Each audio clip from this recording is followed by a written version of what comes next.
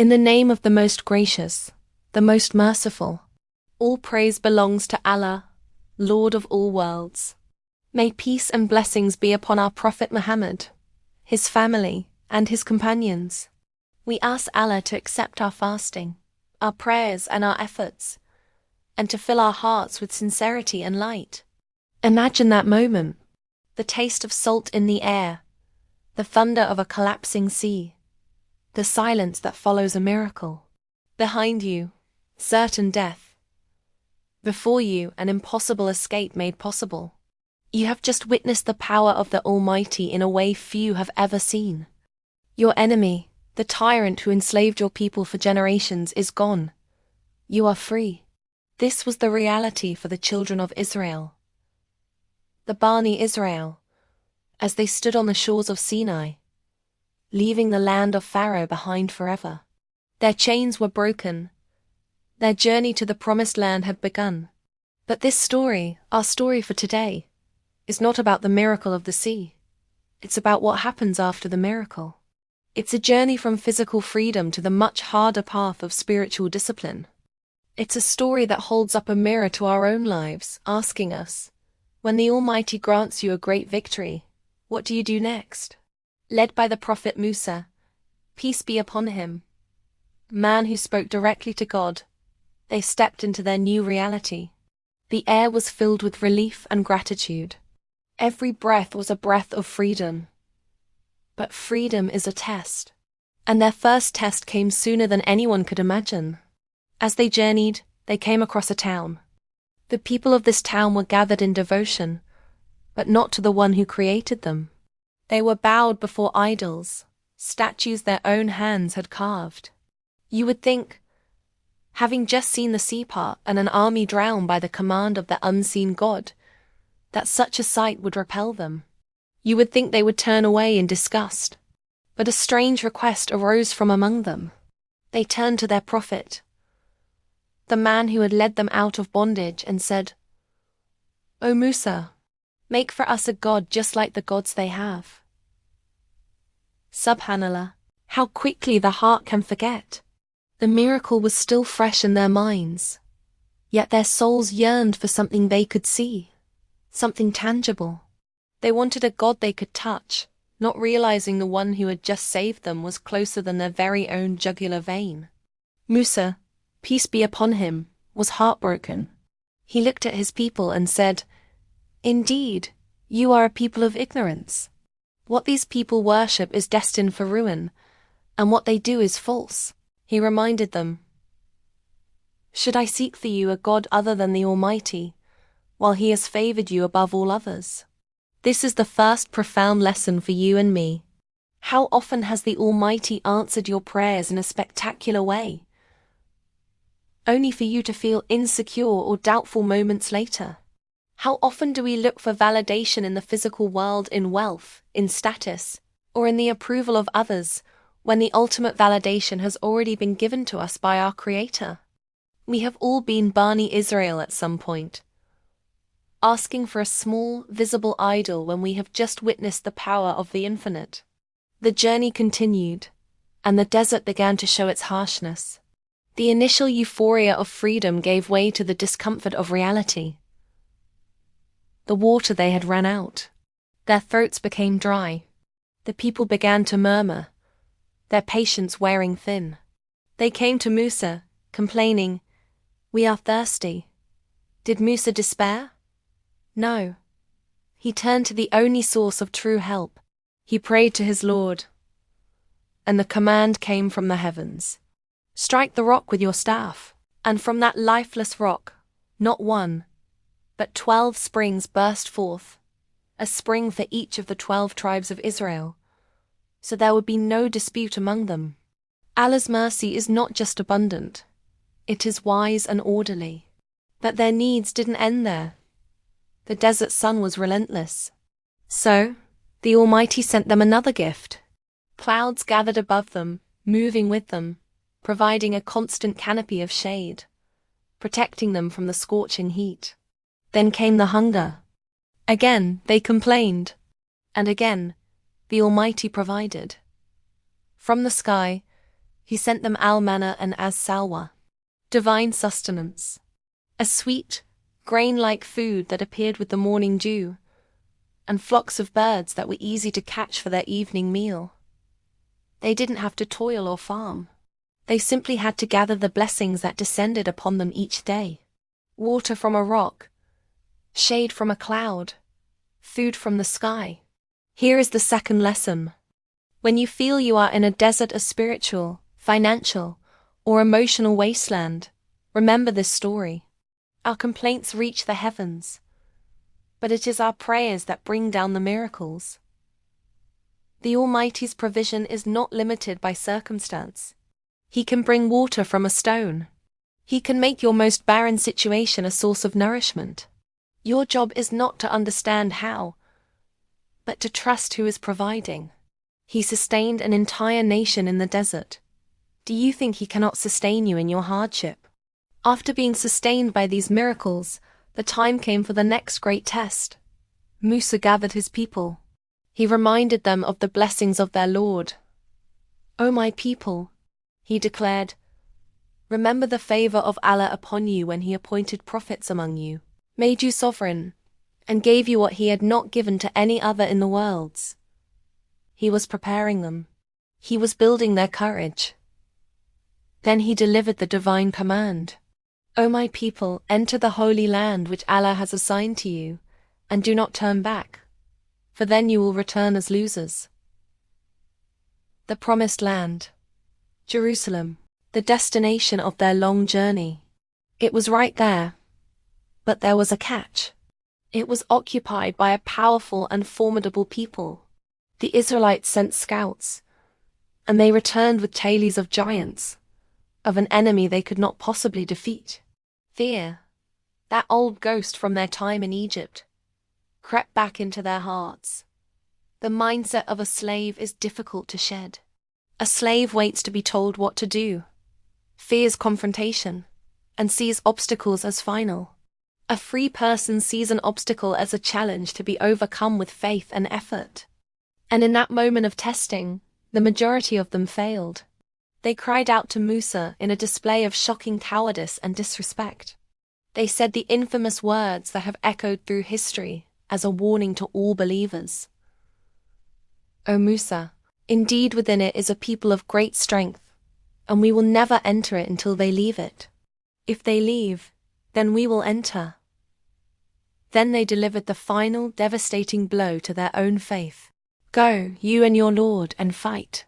Indeed, we are sitting right here." Can you imagine the weight of those words on the heart of a prophet? They told the man who spoke to God to go fight with God, while they sat back and waited.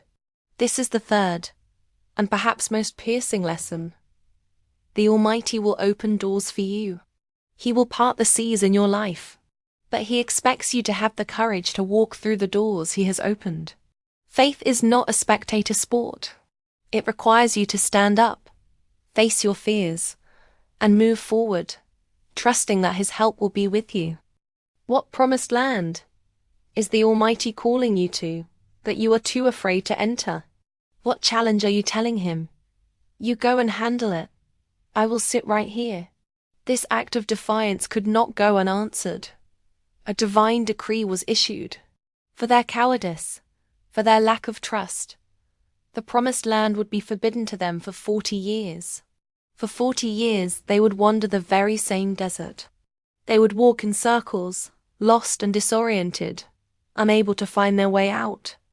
An entire generation, the generation that grew up with the mentality of slaves, had to pass away.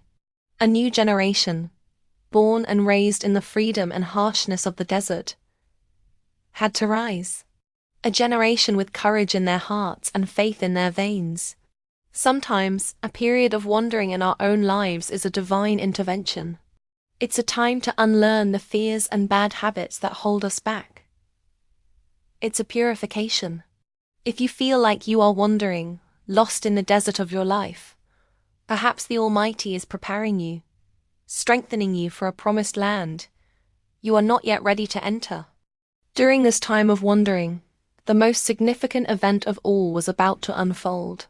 While the people were lost physically, Their leader, Musa, was called to receive the ultimate spiritual map. The Almighty summoned him to Mount Tur for a period of 40 days and nights. He was to fast and purify himself for a direct communion with his Lord. He left his brother, the prophet Harun, Aaron, in charge, and ascended the mountain. There, on that sacred peak, Musa spoke with God. He received the divine law, the guidance for his people, inscribed by the Almighty himself upon stone tablets. The 10 Commandments, a blueprint for a just and righteous society. But while guidance was descending from the heavens, misguidance was brewing on the earth below. In Musa's absence, the people grew impatient. Their desire for a visible God returned with a vengeance. A man among them, named as Samiri, saw this weakness and exploited it. He was a skilled craftsman with a deviant heart. He told the people, "Give me your gold." They gave him their bracelets, their necklaces, the very jewelry they had been allowed to take from Egypt. He melted it all down and, using a dark knowledge he possessed, he fashioned a golden calf. And through a trick, he made it so that when the wind blew through it, it would make a lowing sound, like a real calf. Samiri presented it to them and declared, "This is your God, and the God of Musa." But he forgot it and went searching on the mountain. And just like that, the people who were saved by the one true God, who drank water from a rock and ate food from the sky, fell to their knees and worshipped a golden statue that could neither help them nor harm them. This is the most chilling lesson of all. While your leader is on the mountain seeking divine guidance for you, you can be in the valley building a golden calf. What are the golden calves in our lives? The distractions we build with our own hands when we grow impatient, waiting for the Almighty's plan to unfold. Is it our career, our wealth, our desires, our ideologies? Anything that we give our ultimate devotion to, other than the Creator, is a golden calf, and it will always let us down. The Almighty informed Musa of what his people had done even before he returned. Filled with a righteous fury and profound grief, Musa descended the mountain. The sacred tablets in his hands felt heavy with the weight of his people's betrayal. When he saw them with his own eyes, dancing and worshipping the calf, his anger erupted. This was not the anger of a man whose ego was bruised. It was the holy anger of a prophet witnessing the covenant with God being shattered. In his grief and rage, he cast down the tablets. He turned to his brother Harun, his deputy, and seized him by his head and beard, pulling him close. "Oh, Harun, what prevented you from stopping them when you saw them go astray? Did you disobey my command?" Harun, also a prophet of God, pleaded with his brother, "O son of my mother, do not seize me by my beard or my head. I was afraid that if I fought them, I would cause a division among the children of Israel, and you would say I did not heed your word to keep them united." Musa then turned to the source of the corruption, Samiri. He confronted him, and Samiri confessed his crime.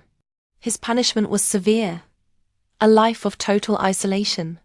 "Your punishment," Musa declared, "is that you will spend your life saying, 'Touch me not.'" Then Musa took the golden calf, the object of their sin, and he destroyed it. He burned it, ground it into a fine powder, and scattered it into the sea, erasing it from existence. The story of Musa and the children of Israel in the desert is not just a tale from the ancient past. It is the story of the human soul on its journey back to its maker. We have all been saved from a Pharaoh addiction, a sin, a toxic situation. We have all been granted miracles, big and small. We have all stood at the crossroads of fear and faith, asked to enter a promised land that requires our courage. And we have all, in moments of weakness and impatience, been tempted to build a golden calf. This story teaches us that faith is fragile and must be protected. It teaches us that the Almighty's mercy is constant, even when our gratitude is not. It teaches us that true freedom is not the absence of rules, but the willing submission to the right rules, the guidance that comes from our Creator. So, as you go about your day, reflect on your own journey. Where are you in this story? Are you standing at the shore, grateful for the miracle? Are you in the desert, complaining of thirst, forgetting that He can bring you water from a stone? Are you standing in fear before your promised land? Or are you in the valley, distracted by a glittering calf, while your guidance awaits you on the mountain? The choice, for them and for us, is always the same: to look up for guidance, or to look down and build our own gods. May the Almighty guide us to always look up. 5 takeaways this week. 1. After a win, worship. Don't let post-miracle drift steal your gratitude. 2. Pray before you complain. Strike the rock by doer and effort. 3. Walk through open doors. Courage is part of tawakkul. 4. Spot your calf. Name one attachment to detach from daily. 5. Seek revelation, not distraction. A daily Quran page with meaning. Comment your intention. Where will you take a courageous step toward your promised land? Which complaint will you replace with doer today? What golden calf will you detach from this week? Thank you for joining us on this journey through the lessons from the stories of the prophets. If this reflection touched your heart, please help us spread the message. Kindly hit subscribe to see more videos, like, to inspire us to do more, and share because you care. Until next time, peace be upon you.